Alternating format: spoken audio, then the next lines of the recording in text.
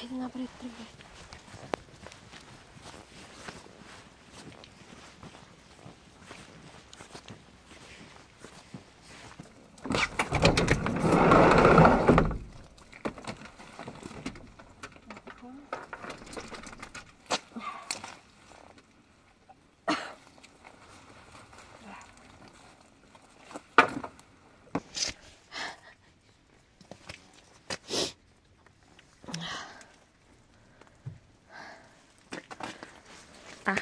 Ти що си навън? Хайде!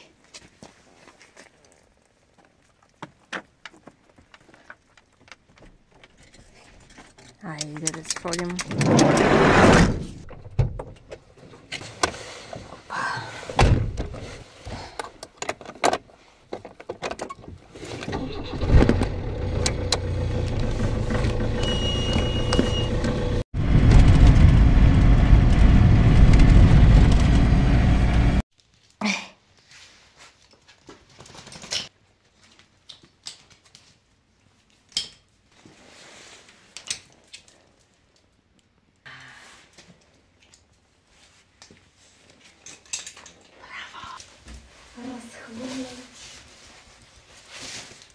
Сега, ако сте смешни и двамата. Чакайте да си вземем сега душ за кучета.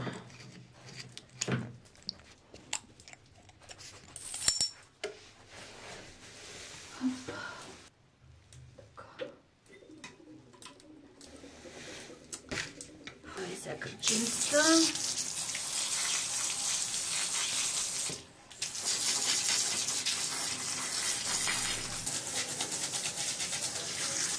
Само чунчето. Чувори, малък чувори. Някаква голяма кърпа. Да си отворил. Така. И ти е по-хлина това. Бързо едва не може да се окъпали. Тук кога шава къпята и на колене, направо ужас. Писна ми вече. Така. Ами...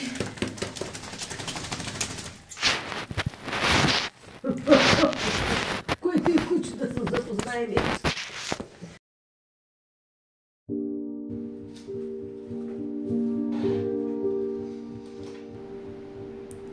Живота с кауза. Повечето си учи и си представяш живота с кауза, как работиш това, което си мечтал да правиш, това, което ти доставя удоволствие, карта да се чувстваш пълноценен. Понякога обаче реалността изобщо не е такава. За тези от вас, които не ме познават в тази платформа, казвам се Ралица и съм основател на фондация по пътя с кучешките лапи. Фондация, която има за цел да вдигне стандарта на отглеждане, отношение и комуникация с кучетата. Без значение дали тези кучета имат късмета да имат дом или нямат абсолютно никакъв късмет и са попаднали в приют, на улицата или където и да е. Ролята на фондация по пътя с кучешките лапи е да повдигне нивото на начина им на живот, като от една страна вдъхновява и други хора да правят това нещо, от друга страна има за цел да служи като пример. Затова се захванах и с идеята да създадем едно място, което да е наистина такова място, което да дава абсолютно всичко на кучетата, които попаднат в него. Хората, които са следили страницата на Фондация по пътя с кучешките лапи в Фейсбук, са наясно с философията ми и начина, по който работя. А за хората, които в момента срещат това видео в YouTube, тепърва предстои да разгърна това, което имам за цел да правя с този проект. Да, реалността на живота с кауза изглежда така. Правя това видео след 6 месеца ремонт. И то не е някакъв грандиозен ремонт на покрив или цяла сграда, а ремонт на една баня. Дадох си сметка, че живота с кауза е повече свързана с всички други неща, отколкото с каузата ти. Когато започнах и се захванах с това, аз просто знаех как да общувам с кучета, знаех как да тренирам кучета, имах идеи, които да започна да прилагам, когато кучетата дойдат за рехабилитацията им. Но това нещо трябваше някак да се задвижи. Затова трябваше да стана управител. Трябваше да се науча да бъда управител. Да знам как се случват нещата документално, как се кандидатства по проекти, какво трябва да направи един управител. И заедно с треньорската дейност, така да го кажем, трябваше да се захвана и с дейността, която би трябвало да извършва един управител. Фондацията имаше късмета миналата година да спечели един проект на чуждестранна организация, който финансира изграждането на ВиК канализация, яма и кучешка баня. Това е много важно тук за нас и въобще за идеите ни да вдигаме стандарта, защото тук кучетата се учат да бъдат къпани. Те ще трябва да бъдат домашни кучета, затова трябва да бъдат научени да влизат в баня, да са спокойни. Нормалните неща в един нормален дом. Оттам започна и цялата епопея. Винаги съм си мислила, че човек, когато няма пари, просто нещата не се получават. В този момент въпросът вече не беше такъв, защото успях да намеря парите, значи нещата щяха да се получат. Нищо подобно обаче. През последните 6 месеца ми се наложи да изгоня няколко майстора, които по един изключително нагъл начин решиха, че ще си вършат нещата през пръсти, ще вземат големи пари. Това наистина е много обидно, защото все пак това са заложени средства, които доста успешно биха могли да отидат в помощ, реална, навременна в момента помощ на животни. Те са отделени за това да се създаде стандарт, за това да се повдигне нивото и така. Това беше разочароващо. Другото разочароващо нещо от нашата българска реалност беше, че всъщност много трудно успяхме да намерим майстори, които да работят официално. Тъй като на нас фондацията се работи официално, тя официално е взела пари от тази чуждестранна организация. Затова официално трябва и след това да покаже за какво са изхарчени средствата. Тук обаче няма такива неща. Хората се работят и като им кажеш, трябва ми фактура, ние не работим с фактура. С фактури. Другия проблем беше, че тук сградата е много стара. Днешните майстори са свикнали да работят на гипсокартон и така, всичко да им е долу-горе понаправено, те да отидат за там 5-6-10 хиляди лева да налепят едни плочки и толкова. Тук обаче трябваше да се изгради ВиК системата, канализацията, трябваше да се изграждат наново стени и въобще си беше доста сложна работа, затова ние успяхме да намерим един англичанин, който в региона се занимава с стари къщи и ги поправя. Така имаше доста добри отзиви за тях. За него и той дойде. Човека работи 4 месеца. Идва, побутва малко по малко и се заминава. Няма проблем, стига да го направи. Официално работи човека, всичко е 4 месеца, няма проблем. Проблемът беше обаче, че беше свършил само 20% от цялата работа за 4 месеца. И в един момент аз просто реших да попитам какви ще са сроковете. Не, че не бях питала преди това. Реших да попитам какви ще са сроковете. Докато се опитвам да уточня какви ще са сроковете, човек каза, аз заминавам за Англия, не мога повече да се ангажирам с тази баня. И така. Напълно свършена баня, където не знаем нито откъде минават тръби, кабели, кой кабел какъв е, що е, както и да е. Тъжна история. Тъжна история, общо взето, когато човек в България реши да се занимава с кауза. Секунда. Или ще се сблъска с некадърни майстори, или ще се сблъска с некадърни институции и общо взето винаги ще бъде спънат да дари реално времето, дните си за нещо, което не е свързано само единствено с него. Както и да е, човека се замина къде е направил, къде си оставил ръцете, докато е правил неща. След това дойдоха едни други, които бяха просто предела за мен. И от този момент нататък аз реших, че трябва да се науча как се прави всичко това. Защото аз няма да позволя да се губят повече пари и време за... Дори не знам как да го назова. Просто обидно е. И така започна поредната ми епопея в това да живея каузата си. Почти да се превърна в майстор. И за някои неща спея да твърдя, че доста успешно даже се получават нещата. Представи да ви покажа една некратка част от моментите през последните 2 месеца, в които се опитвах да завърша проекта и да мога да го отчета, да мога да благодаря на хората, че са заложили на тази кауза и че са вложили в нея, защото в днешно време е много трудно да намериш някой, който наистина да препознае твоята кауза като нещо смислено и да вложи една достатъчно голяма сума, за да можеш наистина да направиш реална промяна за нещата. Сега аз имах много моменти, в които падах духом, емоционално, физически. Радвам се много, че майка ми беше с мен през цялото време и е с мен и ми помага. В това ние се разболяхме в един момент, в който трябваше да изливаме бетон.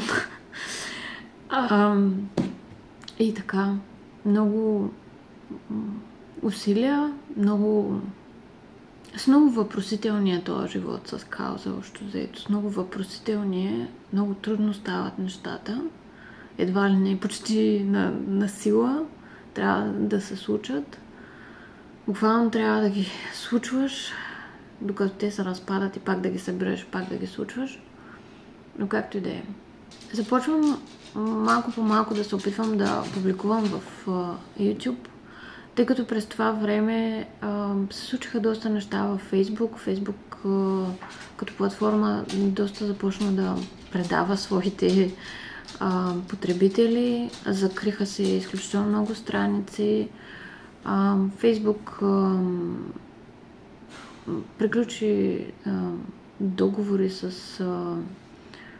за правата, за музиката. Започнаха да сигнализират за музиките, които използвам в страницата. Както и да е, имам някакво усещане, че трябва да се преместим тук. А и предстои един наистина различен проект следващата година, който ми се ще наистина в доста по-разширен формат да мога да споделям. Смятам, че би бил интересен за много хора. И затова малко по малко се местя тук. Да разказваме историите за това какво е да живееш с кауза, защото аз освен каузата си личен живот нямам. Така просто са се случили нещата. И постепенно явно съм взела тези решения да го живея този живот заради тази кауза. Не се бия в гърдите заради това, просто така е. И както се вижда, аз почти го говоря през сълзи. Защото понякога човек е на ръба просто да захвърли всичко и не знам. Както и да е. Поделям ви сега последните 2 месеца. Малко да се посмеете, малко да поплачете с мен и малко да преживеете това, което наистина трябва всеки един от нас да преживява, за да започне да живее със смисъл по някакъв начин.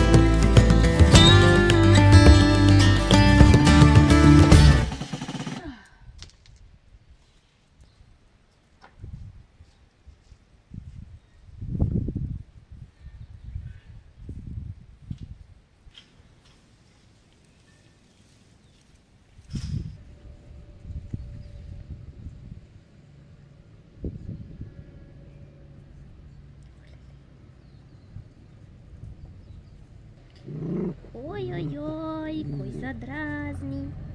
Кой се дразни? Кой се дразни? Дразни, дразни. Малък дреплю. Вау! Оу!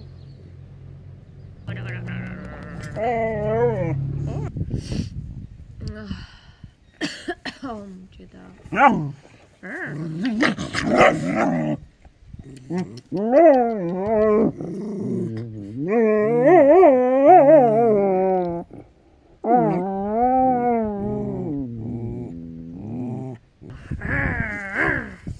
Ух, ти изпъвам кратуната! Ти изпъвам кратуната! О, добре, добре, добре! Айде, опа! Айде!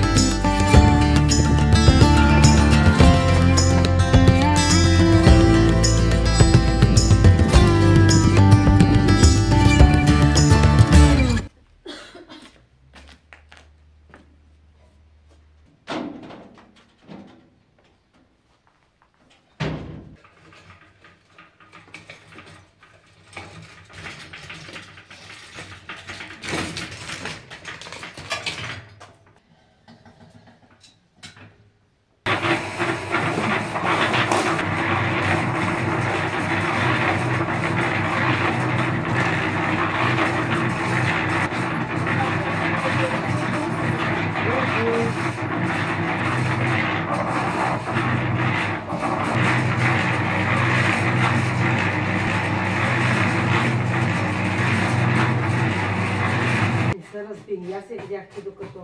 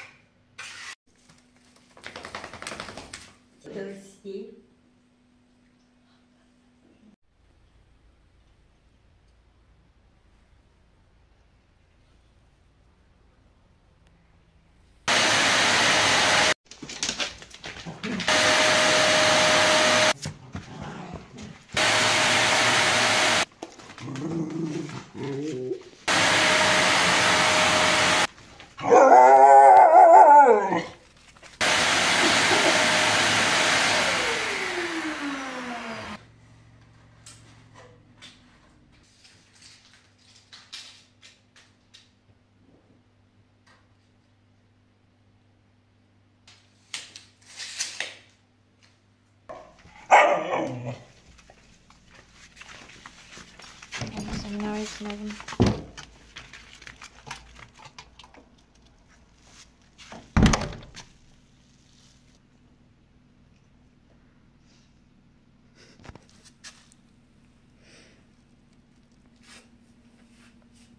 Тинг, тинг, тинг.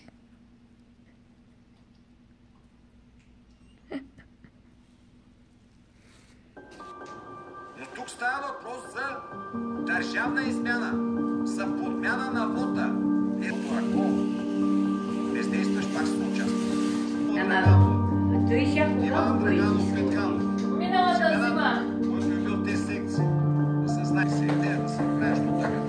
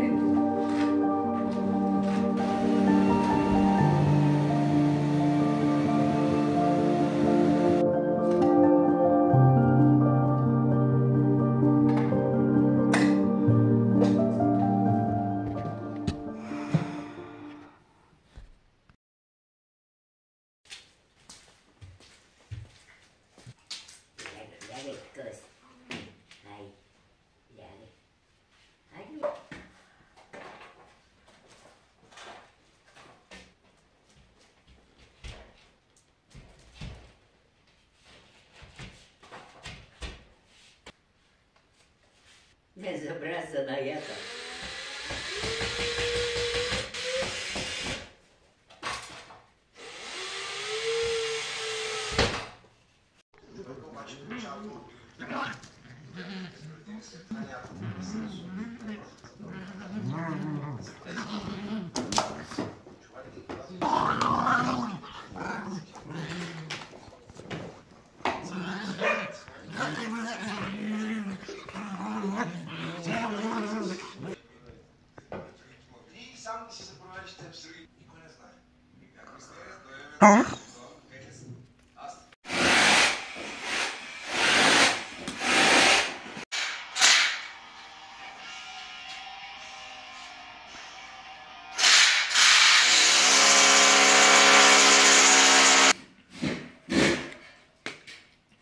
Могат да се слагат чини върху това.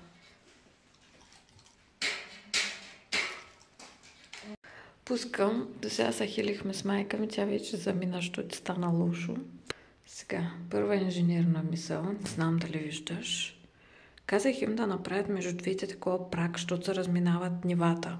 То ме направи по-високо нивото на пода. И те сега целяха и още една замазка да направят сифона по-нисък. И им казах да направят там прак, защото стана по-високо. Сега той е направил само от една страна прака. Гениална инженерна мисъл. Тавана е готов за боите свани. Тавана е готов за боите свани. Следващата гениалност е това. Плочките са тотално окипазени, човек. Просто невероятно окипазени са плочките. Това! Точно като влизаш, има някакво струшено нещо. Чакайте да го виждам. Нещо... Не мога да разбереш какво е и нещо.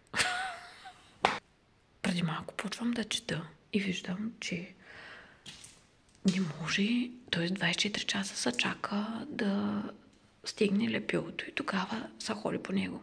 А те утре ще идват и ще завършват цялата баня, даже то ще да боите свои тавана и стените. Пък те са още мокри.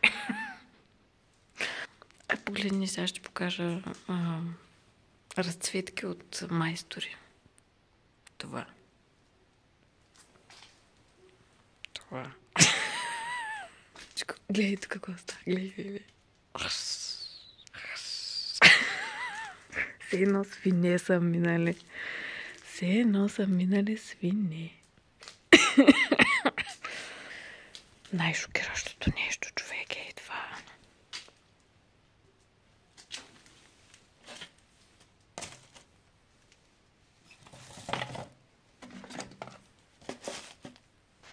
Който и са. Ото е узо, човек. Узо. И беречка. И той изтръгна с колата.